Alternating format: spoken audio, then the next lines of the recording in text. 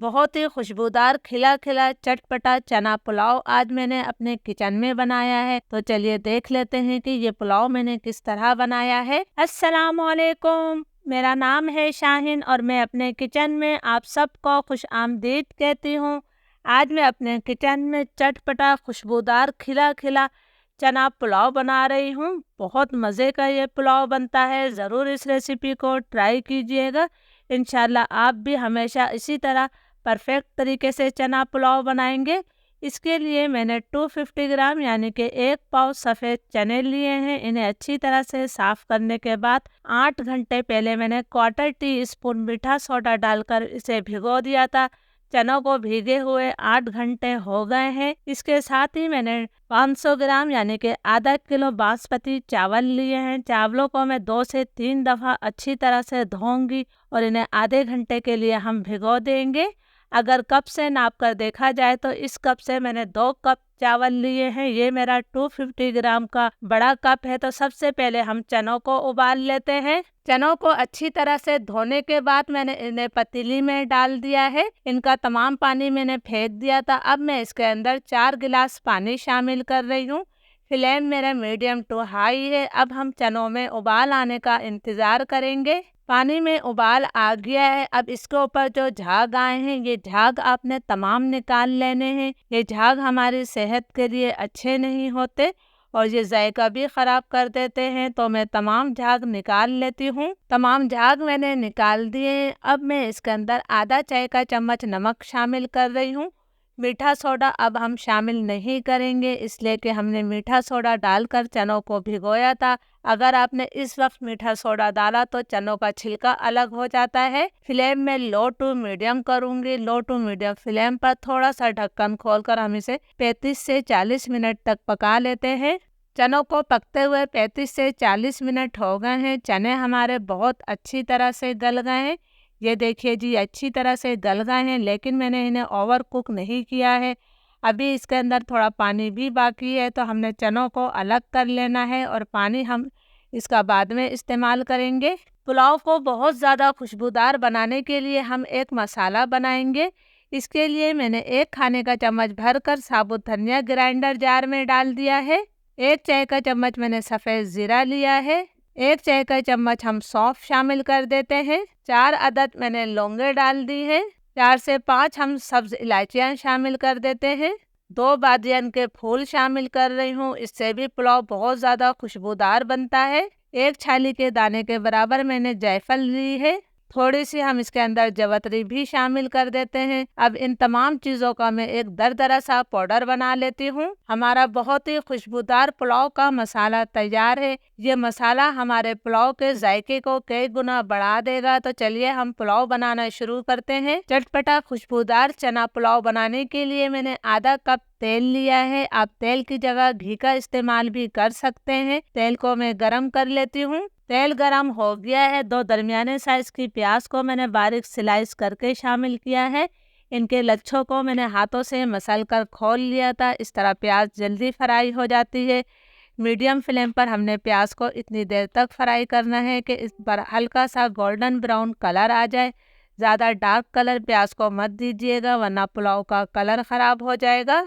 प्याज पर बहुत ही प्यारा गोल्डन ब्राउन कलर आ गया है। बस इससे ज़्यादा डार्क कलर मत कीजिएगा, इसलिए कि प्याज बाद में भी अपना कलर तब्दील करती है।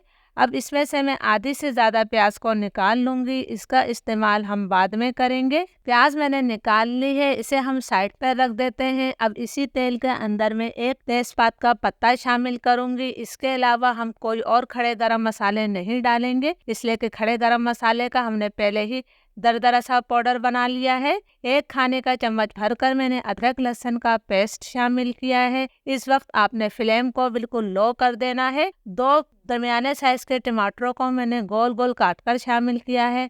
100 ग्राम यानी कि आधा कप दही को मैंने अच्छी तरह से फेंट कर डाल दिया है। इस पुलाव को बनाना बहुत आसान है। हमने तमाम चीज़ें एक साथ डालनी है। ये मैंने 10-12 जो है तेज़ वाली हरी मिर्चें ली थी, जिन्हें बारीक चॉप करके डाल दिया है। 1 खाने के चम्मच इमली को मैंने पानी में भिगो दिया था, वो भी मैंने शामिल कर दी। 1 चाय का चम्मच मैं इसके अंदर चिकन पाउडर शामिल कर रही हूँ। आप चिकन क्यूब भी डाल सकते हैं। चिकन पाउडर बहुत आसानी से हर जगह मिल जाता है।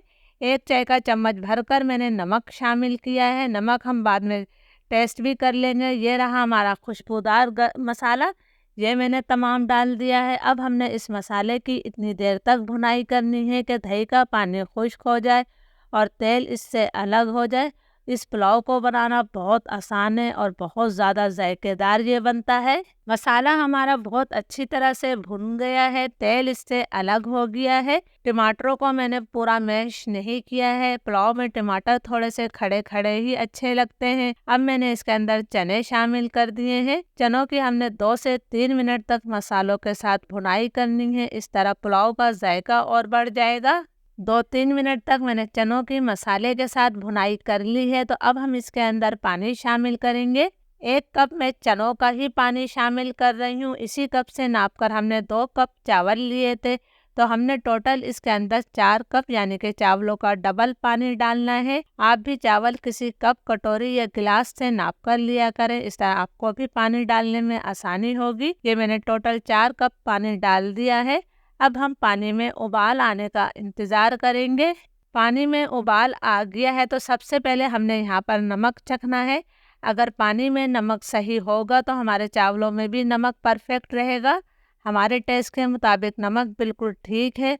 अब मैं इसके अंदर 4 मोटी वाली हरी मिर्चों को 2 टुकड़ों में काटकर शामिल कर रही हूँ। थोड़ा मैंने पुदीना शामिल किया है। 1 मुट्ठी हमने हरा धनिया शामिल कर दिया है। अब मैं इसके अंदर भीगे हुए चावल शामिल कर रही हूँ। चावलों को भीगे हुए आधा घंटा हो गया है और इनका तमाम पानी मैंने निकाल दिया है। अब हमने हल्के हाथों के साथ चावलों को अच्छी तरह से मिक्स कर लेना है। आपने हल्के हाथों से चावलों को मिक्स करना है क्योंकि ये भीगे हुए चावल हैं, टूट सकते हैं।